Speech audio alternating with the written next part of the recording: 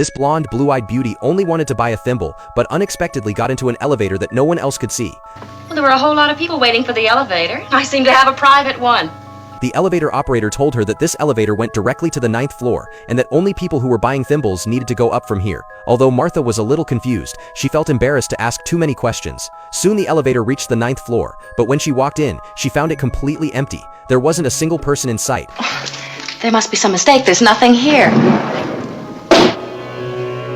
Martha began to panic. She wanted to leave, but no matter how she pressed the buttons, the elevator would not come back up to the 9th floor. With no other choice, she had to steel herself and go inside to take a look. Suddenly, a well-dressed woman appeared and asked Martha what she wanted to buy.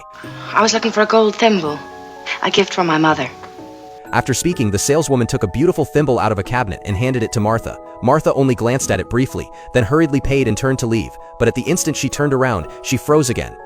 Now that's odd. What is Marcia?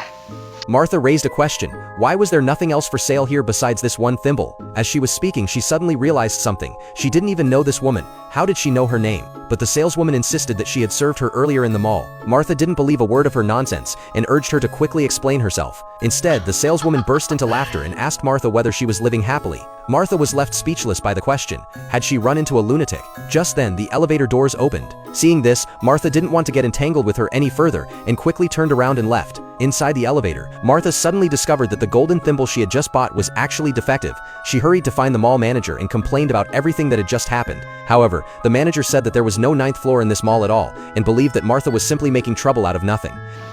I gave her a $20 bill and a $5 bill. She gave me this thimble and At that moment, Martha glanced to the side and unexpectedly saw the very saleswoman from before. Miss, I wonder if you'd...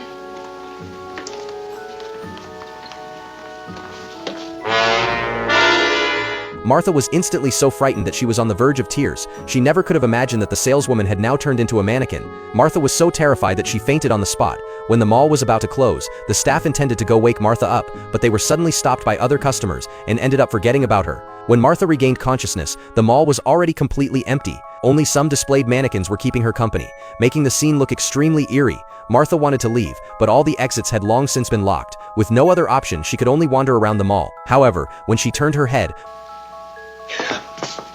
Martha was startled and accidentally bumped into a mannequin behind her. What frightened her even more was that this mannequin was none other than the elevator operator who had served her during the day. Things became even more bizarre, leaving Martha utterly confused. Before she could even catch her breath, a strange sound came through the air.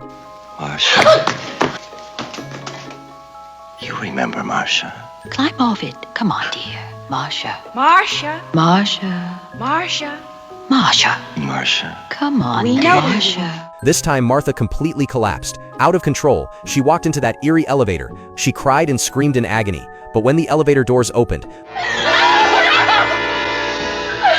the mannequin suddenly came to life and slowly advanced toward her. While soothing Martha's emotions, she slowly pulled her out of the elevator. As the two of them walked farther and farther away, all the mannequins gradually came to life and quickly gathered together. Looking at the unfamiliar yet familiar faces before her, the fear in Martha's eyes disappeared. I'm a mannequin. That's what I am. I'm a mannequin. And it was my turn to... Your turn to leave us for a month. The saleswoman interrupted Martha, saying that Martha had left for 1 month and 1 day to experience life in the human world, and that she should have returned yesterday, but had failed to show up. This not only violated the rules, but also took up the saleswoman's own time to go to the human world for an experience. Hearing this, all of Martha's memories came flooding back. Of course, I'm sorry. I forgot.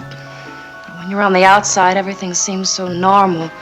Then all the mannequins began to see off the next experiencer, wishing her a pleasant experience in the human world during the coming month. Martha also expressed her feelings about this journey.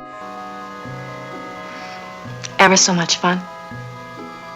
As the camera slowly pulled away, Martha gradually turned back into a mannequin. Before long, she returned to her post, dutifully fulfilling her role, eagerly awaiting her next trip back to the human world.